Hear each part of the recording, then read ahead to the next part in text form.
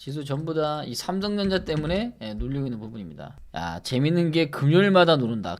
야, 이 금요일마다 어쨌든 음봉이네요. 이번 한 달은 굉장히 조금 쉽지 않았던 한 달입니다.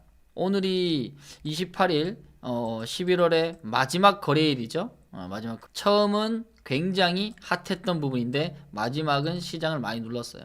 그래서 이번 한 달가량 여러분들이 대응한다고 상당히 많이 고생하셨을 것 같아요. 결국은 주가가 흔드는 것에 대한 이유, 주가는 왜 흔드는가, 왜 우리의 마음을 자꾸 왔다 갔다 만들고 그냥 곱게 가면 되는데 우리의 마음을 맨날 흔들면서 가잖아요. 아마 계좌 볼 때마다 이제 떨림이 있을걸요. 어쩔 때는 두려움을 만들고, 어떨 때는 희망을 만들고, 어떨 때는 짜증을 만들잖아요. 주가는 왜 흔드는가? 자, 일단 속보를 보면 배당 소득의 분리과세 50억 초과 구간은 신설이 되고 최고 세율은 30% 됐다. 원래 종합과세 최고 수혜율은 6에서 45%입니다. 최고 수혜율 45%예요. 45%에서 30%로 내렸습니다. 네, 내렸던 부분이고, 여기 이제 25%까지 내린다라고 했는데 거기까지는 못 가고 일단 30%까지만 일단 진행되었습니다. 그 다음에 원래는 원천 징수율 14% 개인, 14%는 개인이고요. 지방소득세 1.4%,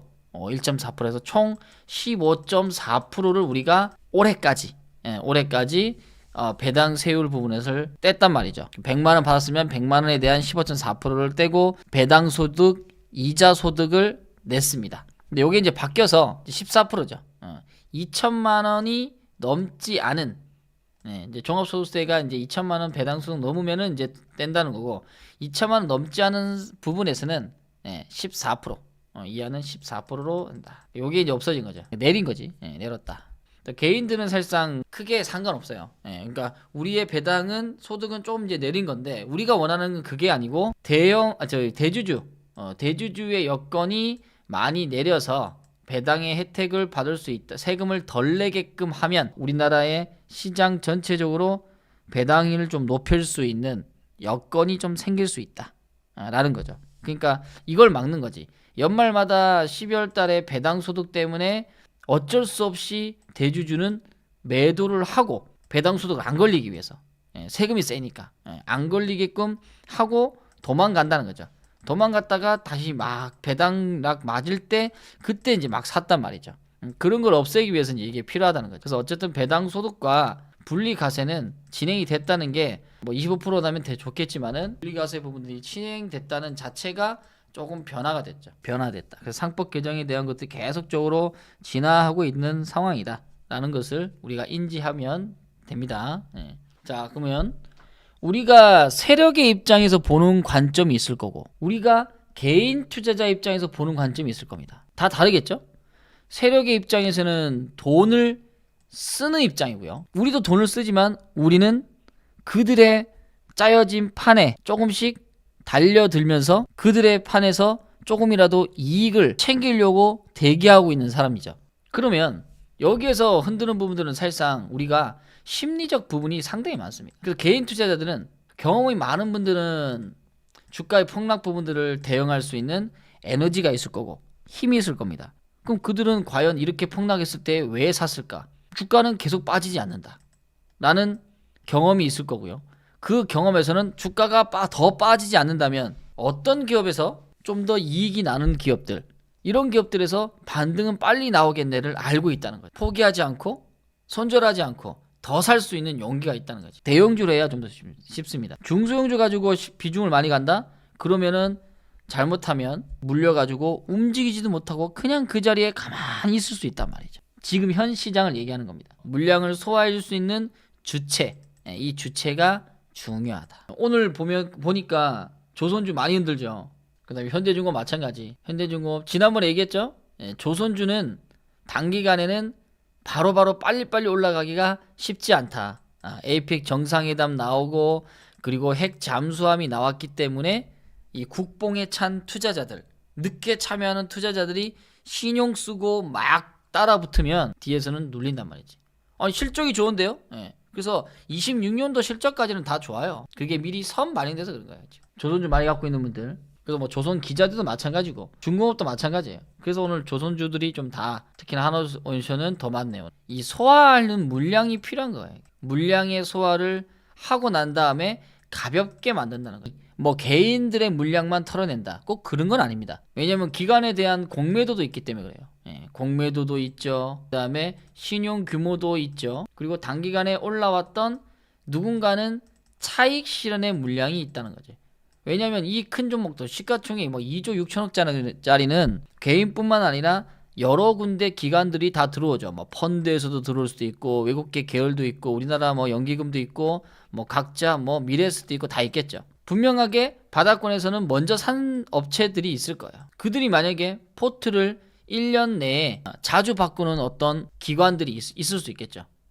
만약에 뭐 1호라는 펀드 부분에서 또는 2호라는 또 뭐 미래에서 자산이 됐던 뭐 알리안츠가 됐던 그 포트는 나는 1년에 한 번씩 포트 변경을 하는 기업이다 라고 한다면 1년 동안에 대한 수익을 충분하게 수익을 취했다면 그 종목을 빠지고 또 26년에는 새로운 걸 넣을 수 있겠죠. 오히려 삼성전자가 조금 흥분을 좀 가라앉힌 것 같아. 외국인들 오해사. 그래서 그것 때문에 오늘 시장 조정이 좀 받았습니다. 좀 받았고요. 그 다음에 엔비디아 쪽만 GPU에 대한 것들만 나오는 게 아니라 구글 쪽에 TPU도 나온다. 해서 삼성전자, 하이닉스 여기 둘 다 전부 다 HBM 들어가는 과정은 26년까지 꾸준하게 되는 부분이니까 26년 실적은 좋아진다. 기대감은 있지만 자꾸 누르는 것들이 그냥은 못 가고 흔들면서 간다는 거죠. 그래서 믿는 사람과 못 믿는 사람에 대한 지금 구별하는 구간이라는 거. 오늘 또 금요일 아니에요. 금요일은 다 팔고 싶은 날인가 봐. 4주 연속 그러네 아주 그냥. 그래서 조선이 빠지는 이유예요. 조선이 빠지는 이유. 그리고 조선이 많이 올라간 이유는 뭐냐면 이 조선 ETF 조선들이 굉장히 많이 나왔어요. 소엘 조선도 나왔고요. 그 다음에 코덱스도 나왔고요. 하나로도 나왔고 타이거도 나왔고 뭐 엄청 많아. 여기서 담았던 종목들이 뭐냐? 전부 다 현대중공업이나 여기에 많이 담았단 말이죠. 그럼 이 구성 요소는 거의 다 개인들에 대한 물량들 그리고 펀드에서 나오는 물량들을 많이 샀어요. 그래서 삼성중공업, 뭐 현대중공업, 하나오션 여기 전부 다 들어갔다는 거지. 그렇죠? 예. 이런 종목들이 대거 여기서도 매도가 나오게 되면 여기서 그 기업들이 주가가 좀 내려갈 수 있다는 거죠.